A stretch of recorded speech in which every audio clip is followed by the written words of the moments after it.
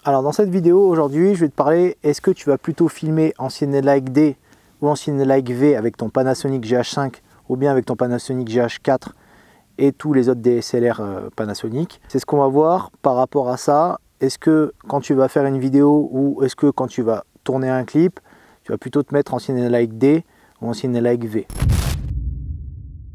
Alors en fait, le Cinelike D ou le Cinelike V va être vraiment, pour moi, selon moi, en rapport avec ce que tu vas filmer.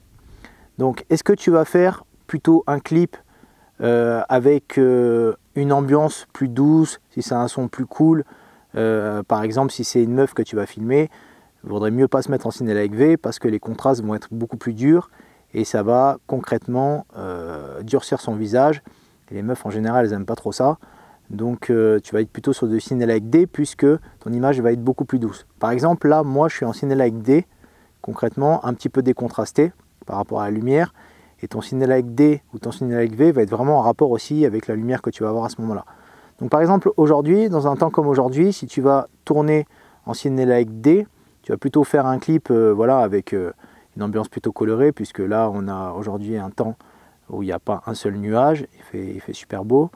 Et donc concrètement, si tu dois filmer en Cinelike D, ça va être sur une ambiance avec un clip beaucoup plus doux. Tout va dépendre du son selon moi.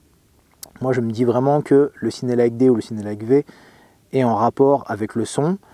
Et concrètement, c'est ce qui va quand même faire la différence par rapport à tes images. Par exemple, si tu vas faire un clip un petit peu plus street où il va faire gris, ça va être une ambiance un peu plus dark ou autre, vaudrait mieux tourner en Cinelike V. Après, c'est pas une règle absolue, mais moi par exemple, si je vais faire un clip avec une ambiance un petit peu plus grise, un petit peu plus dark, avec un sol par exemple mouillé, je fais des fois du Cinelike V. Comme ça, j'ai une image qui est très contrastée et donc j'ai ma netteté qui va vraiment bien ressortir. Et concrètement, à partir de ce moment-là, ça va donner une image un peu plus dure, un petit peu plus street, un petit peu terre à terre. Si tu as l'habitude de tourner un petit peu plus, par contre, des clips que ce soit un petit peu plus zouk, un petit peu plus afro, ou bien des sons de meufs un petit peu plus cool, tu vas plutôt tourner en Cinelike D. Par exemple, moi j'ai fait un clip avec une meuf, il n'y a pas très longtemps, et c'était du Cinelike D, parce que en général, quand une meuf elle est un petit peu jolie et qu'elle est maquillée, vaut mieux faire une image un petit peu plus douce, un petit peu plus plate quand même. Après, tu pourras toujours étalonner derrière et faire de la colorisation, il n'y a pas de souci, mais après le truc, c'est qu'il ne faut pas trop contraster, parce que l'artiste en général, il voit ça sur son visage, les contrastes, si ça va lui faire ressortir des rides ou autre. Donc le Cinelike V, si tu tournes en Cinelike V avec ce genre de clip, ça va être compliqué après de pouvoir rattraper son visage. Donc vraiment, je te conseille surtout pas de tourner en Cinelike V quand tu vas faire ce style de clip là. Mais par contre, si tu as un clip un petit peu dark avec quelqu'un qui a le visage un petit peu marqué, tu peux te permettre de tourner en Cinelike V parce que ça va aller dans l'ambiance du clip. Alors après, le Cinelike V, ne le fais pas au moment où il fait nuit parce qu'il te faudra beaucoup de lumière parce que tu verras que c'est déjà très contrasté de base. Tu pourras toujours changer tes contrastes sur un Cinelike V ou sur un Cinelike D et changer même la saturation ou autre.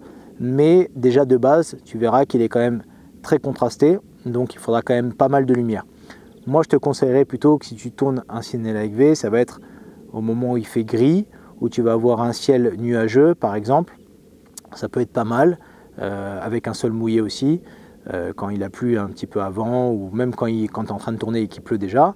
Mais après, donc sur un temps comme aujourd'hui, comme je te disais, je te dirais plutôt de faire un Cinelike D, sauf si vraiment tu as un clip qui est en décalage, ou tu as un temps comme aujourd'hui et que c'est une ambiance complètement folle. À la limite, tu peux faire un Cinelike V, tu auras des contrastes très durs. Alors un Cinelike V, il fonctionne bien aussi quand tu fais de la longue focale, par exemple. Peut-être pas au moment où il y a une lumière comme aujourd'hui, parce que là, la lumière elle est quand même forte. Plutôt dans une lumière de matin ou une lumière de coucher, ça va être plus intéressant. Et le Cinelike D, il fonctionne bien aussi pareil le matin et en coucher de soleil. Il faudra juste des fois, ça va dépendre de ta lumière qu'il y aura, il faudra juste recontraster un petit peu ou décontraster un petit peu. Ça va vraiment dépendre de l'ambiance que tu veux donner.